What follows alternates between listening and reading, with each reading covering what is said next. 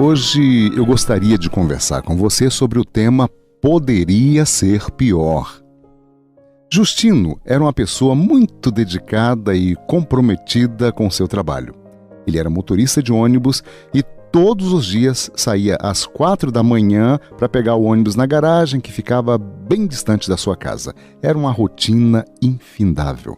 Mas ele era muito bem-humorado, otimista e tinha sempre palavras de conforto, de esperança para os seus desesperados colegas de trabalho.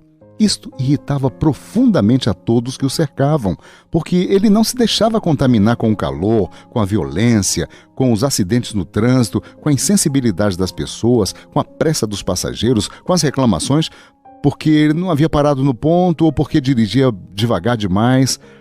Um dia, os seus amigos resolveram armar um complô para conspirar contra sua paz e suas convicções. Então, decidiram que diariamente iriam levar questões difíceis, tragédias, para ver como ele se comportaria.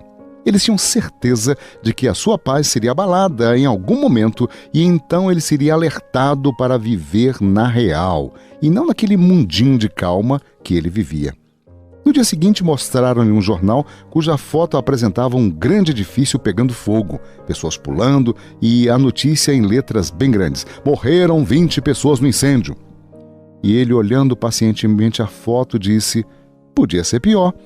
E os amigos avisaram: foram 20 vidas perdidas, Justino. E ele perguntou-lhes quantas pessoas trabalhavam naquele prédio naquele dia. Os amigos responderam: 600, mais ou menos. E ele calmamente respondeu: podia ser pior. E se todos morressem? Os amigos se calaram. Um outro dia, mostraram-lhe a foto de uma van escolar que conduzia 10 crianças e que despencou no abismo, matando 5 delas. Justino respondeu: podia ser pior. Quantas pessoas cabem numa van? Eles responderam: 16. E ele calmamente disse: e se a van tivesse lotada de garotos naquele dia, não podia ser pior? Um outro dia, mostraram-lhe um jornal com as fotos da tragédia de um terremoto na China e a manchete dizia: 8.000 pessoas morreram e ainda há 4.000 desaparecidas. Ele piedosamente disse: podia ser pior. Quantas pessoas moravam naquela cidade? Responderam: 300.000. Então ele disse: e se o terremoto tivesse destruído a metade da cidade, não poderia ser pior?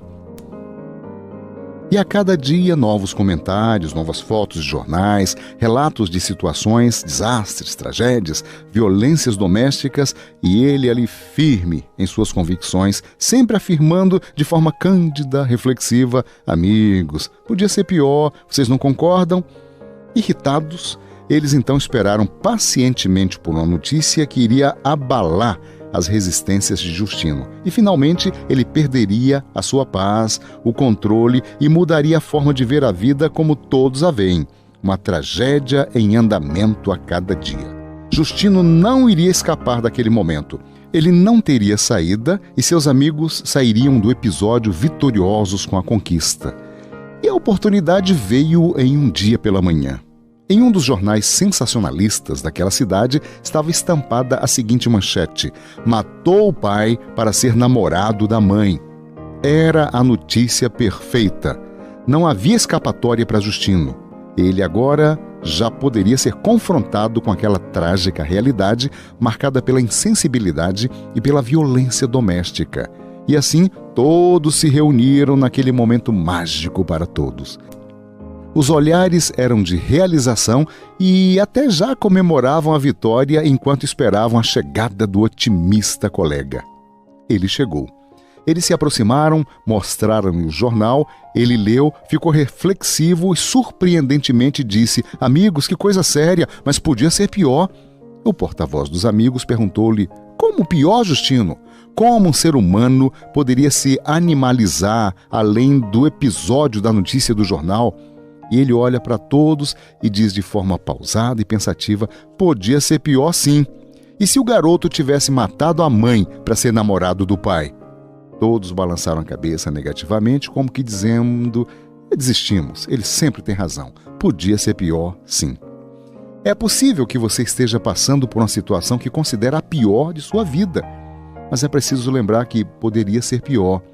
Isso não quer dizer que você deva ser uma pessoa alienada, conformista ou de outro planeta, mas que, comparando a sua vida com as demais ao redor do mundo, poderia sim ser muito pior.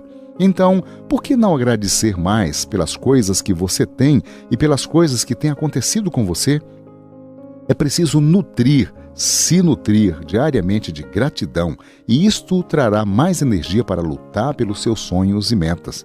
Talvez, por estar tão focado nos problemas, processos e crises ao redor, não perceba que, na realidade, o seu problema é dos menores, comparados aos dos outros. Bem recentemente, recebi um telefonema de que a minha mãe havia sofrido uma crise hipertensiva e isto ocasionou a sua internação em uma UTI para ser diagnosticada e naturalmente tratada. Claro que a notícia me abalou e então fui compartilhar isso com um amigo para, quem sabe, receber dele o conforto de um momento crítico, para que ele orasse por mim e me escutasse um pouco naquele momento. E depois de tudo contar, esperei ouvir a sua voz de conforto. Mas naquele momento ele me disse de forma lacônica e triste: Pastor, o meu querido pai acaba de falecer agora pela manhã e a minha filha está hospitalizada para fazer uma cirurgia.